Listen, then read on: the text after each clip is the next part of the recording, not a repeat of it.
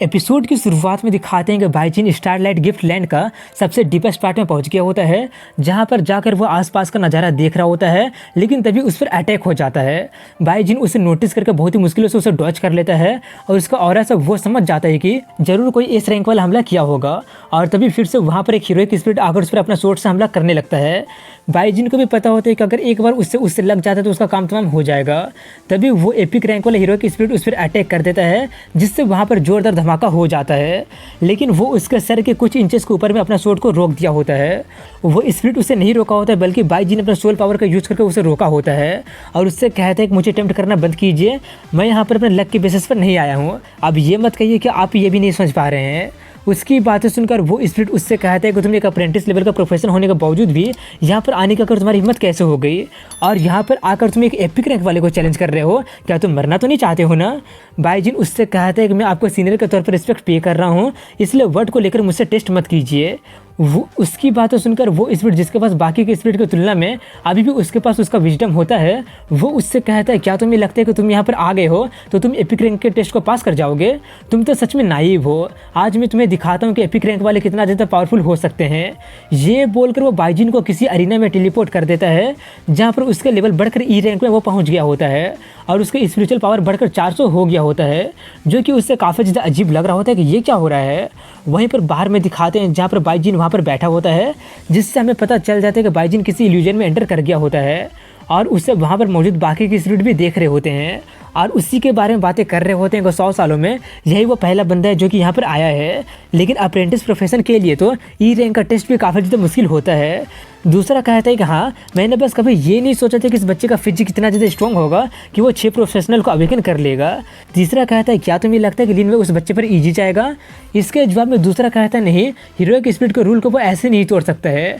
अगर वो इस पर ईजी भी जाता है तो हमारा बारी आ जाएगा एक्शन लेने का।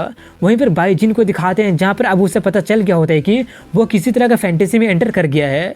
वहीं पर लिन में अपना स्वॉर्ड को साइड में रख देता है और बाईजीन को एक स्वॉर्ड देकर उससे कहता है कि ये टेस्ट इल्यूजन में होने के कारण हम दोनों का रैंक ई रैंक में पहुंच गया है। सेम कॉम्बैट एबिलिटी के कारण अगर तुम मुझे एक कदम भी पीछे कर दोगे तो तुम पास हो जाओगे। ये सुनकर बाईजीन उससे पूछते कि अगर सेम कॉम्बैट एबिलिटी है तो तुम अपना वेपन का यूज क्यों नहीं कर रहे हो। क्या तुम्हें लगता है कि तुम्हारे पिछले एस रैंक का कॉम्बैट एक्सपीरियंस का दम पर तुम मुझसे जीत सकते हो। ये बोलकर वो अपना स्वॉर्ड स्किल से हमला करने लगता है। उसका स्वॉर्ड स्किल को देखकर लिन में काफ़ी ज़्यादा हैरानी से सोचने लगा होता है कि ये प्रोफिशिएंट स्वॉर्ड स्किल को तो कोई अप्रेंटिस लेवल वाला यूज नहीं कर सकता है। अगर मेरे पास मेरा वेपन भी रहेगा फिर भी उसका वायलेंट अटैक को डिफेंड करना काफ़ी ज़्यादा मुश्किल हो सकता है, और वैसे भी मैं उसे डॉज नहीं कर सकता हूँ। और तभी बाईजीन उसे हरा देता है, जिससे वो काफ़ी ज़्यादा शॉक्ड रह जाता है और सोचता है कि वो जिस स्किल का यूज कर रहा है वो मेरे वाले को तो काफ़ी ज़्यादा सरपास कर दिया है। मुझे ऐसा क्यों लग रहा है जैसे कि मैं किसी डबल एस रैंक के गॉड ऑफ वॉर से फाइट कर रहा हूँ। इसका जैसा किसी से तो मैं अपना फास्ट लाइफ में कभी एनकाउंटर किया ही नहीं था। तभी बाईजीन उससे कहते हैं कि आपको मुझ पर इजी जाने की ज़रूरत नहीं है, आप अपना पूरा पावर का यूज कीजिए और एक अच्छा फाइट करते हैं। उसकी बातें मानकर वो अपना स्वॉर्ड लेकर आता है और उससे फाइट करना शुरू कर देता है, जहाँ पर सिर्फ कुछ ही अटैक में बाईजीन उसके हाथों से उसका स्वॉर्ड को ड्रॉप करवा देता है। और ये उनका 10वां राउंड होता है जिसमें भी लिन में हार गया होता है, इसलिए वो अपना हार स्वीकार कर लेता है। जो सुनकर बाईजीन खुश होता है और सोचता है कि इस रिजल्ट के आधार पर तो एपिक रैंक का टैलेंट एक्वायर करना इनफ होगा।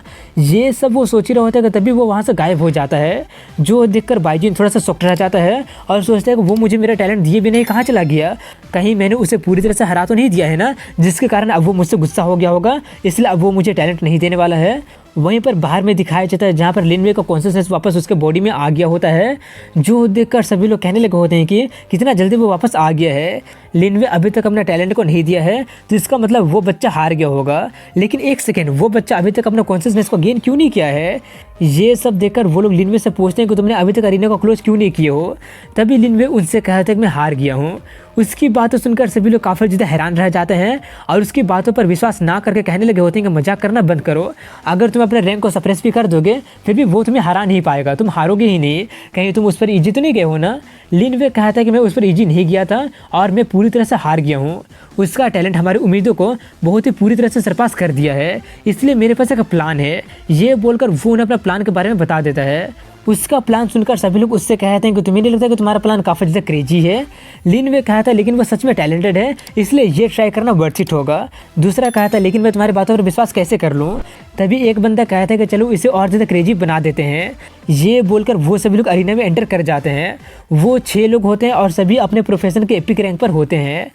उन्हें देखकर बाइजिन सोचते हैं कि मैंने कभी सोचा नहीं था कि डॉन सिटी के स्टारलाइट गिफ्ट लैंड के डीपेस्ट पार्ट में सभी लोग एपिक रैंक के होंगे। आखिर किस तरह का ट्रेजिक वार यहाँ पर हुआ होगा। वहीं पर एक स्पिरिट बाइजिन को देखकर सोचते हैं कि सभी मेजर 6 प्रोफेशन के प्रेशर को फील करने के बावजूद भी वो अभी तक पैनिक नहीं कर रहा है। मैं तो सच में उसका परफॉर्मेंस को देखना चाहता हूँ। ये सोचकर वो उससे कहता है कि तुमने लिन वे को हराकर हमारे रिकॉग्निशन को तुम जीत लिए हो। तुम्हारे एक्स्ट्रा ऑर्डिनरी टैलेंट के कारण हम तुम्हें एक हायर डिफिकल्टी का चैलेंज के लिए इनवाइट करते हैं। सेम कॉम्बैट एबिलिटी के दम पर तुम हम सभी प्रोफेशनल से फाइट करोगे। अगर तुम हम सभी लोगों को हरा दोगे तो हम 6 लोग तुम्हें अपना अपना अकम्पनिंग टैलेंट तुम्हें दे देंगे, लेकिन अगर तुम हार जाते हो तो तुम्हें कुछ भी नहीं मिलेगा। उसकी बात सुनकर बाइजिन थोड़ा सा चौंक जाता है क्योंकि उसे लगा नहीं था कि ऐसा कुछ हो जाएगा। उसका हैरानी भरा शक्ल देखकर एक प्रोफेशनल उससे कहता है कि तुम सोचने के लिए कुछ टाइम ले सकते हो, तुम चाहो तो हार भी मान सकते हो और सिर्फ वॉरियर का एपिक रैंक का टैलेंट लेकर जा सकते हो। एक दूसरी स्पिरिट उसे प्रोवोक करते हुए कहती है कि तुम्हें देखकर लग रहा है कि तुम डर गए हो, इसलिए लगता है कि ये टेस्ट कैंसिल करना पड़ेगा। तीसरी कहते हैं कि मुझे लगा था कि यहाँ पर कुछ अच्छा देखने को मिलेगा क्योंकि मैं काफ़ी सालों से बोर हो गई हूँ, लेकिन लगता है कि अब सब कुछ कैंसिल होने वाला है। उनकी बात सुनकर बाइजिन हंसते हुए कहता है कि तो सच में काफ़ी ज़्यादा इंटरेस्टिंग होते जा रहा है। मैं समझ रहा हूँ कि तुम लोग क्या चाहते हो, मैं ये फील कर पा रहा हूँ। मॉन्स्टर के आर्मी के अगेंस्ट फाइट करने का डिटर्मिनेशन को मैं फील कर सकता हूँ। चलो मैं आपका चैलेंज को एक्सेप्ट करता हूँ। उसकी बातें सुनकर एक कहता है कि वो तो सच में कॉन्फिडेंस है, दूसरा कहता है कि वो एरोगेंट है, मुझे पसंद है। तभी उनका बैटल शुरू हो जाता है जहाँ पर उन्हें देखकर बाइजिन सोचते हैं कि ये सभी लोग 100 सालों से अधिक तक एक दूसरे के साथ रहे हैं, इसलिए वो लोग एक दूसरे के बारे में काफ़ी अच्छी तरह से जानते होंगे, जिससे उनका टीम वर्क काफ़ी ज़्यादा हाई लेवल में पहुँच गया होगा। इसलिए जीतने के लिए पहले उनका टैक्टिक अंडरस्टैंडिंग को तोड़ना पड़ेगा।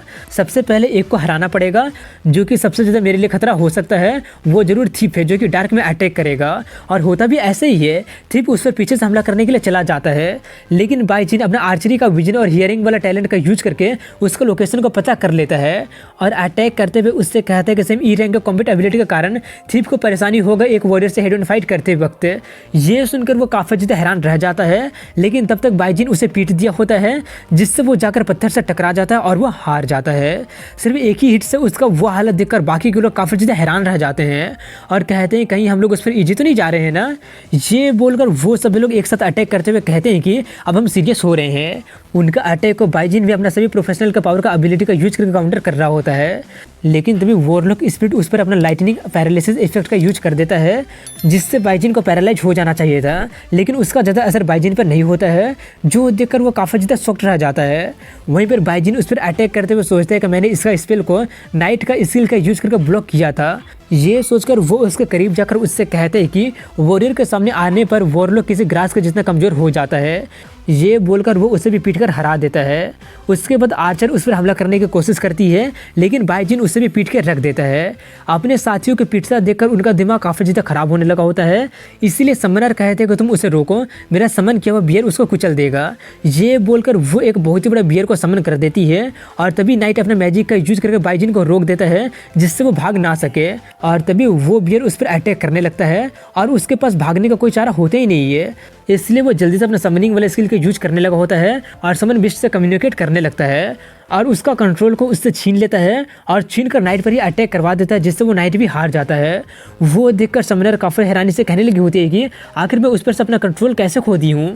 तभी बाइजिन उसके पास जाकर कहता है कि एक समनर जो कि अपने 20% कंट्रोल खो देती है, उसके पास कमबैक करने का कोई चांस होता ही नहीं है। ये बोलकर वो उसे भी पीटकर हरा देता है और आखिरी बच्चा लिनवे से कहते हैं कि तुम्हारा सभी टीममेट काफ़ी ज़्यादा स्लो है, इसीलिए सभी लोग मुझसे हार चुके हैं, क्या तुम अभी भी कंटिन्यू करना चाहते हो। लिनवे कहता है कि मैं तुमसे 1 वर्सेस 1 में हार चुका हूँ, इसलिए मैं फिर से ओवर पावर नहीं होना चाहता हूँ।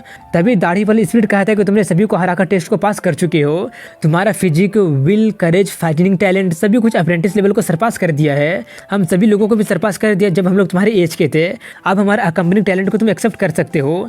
ये बोलकर वो सभी लोग अपना अपना टैलेंट बाइजिन को देने लगे होते हैं और इसी के साथ यहीं पर इस एपिसोड की एंडिंग हो जाती है।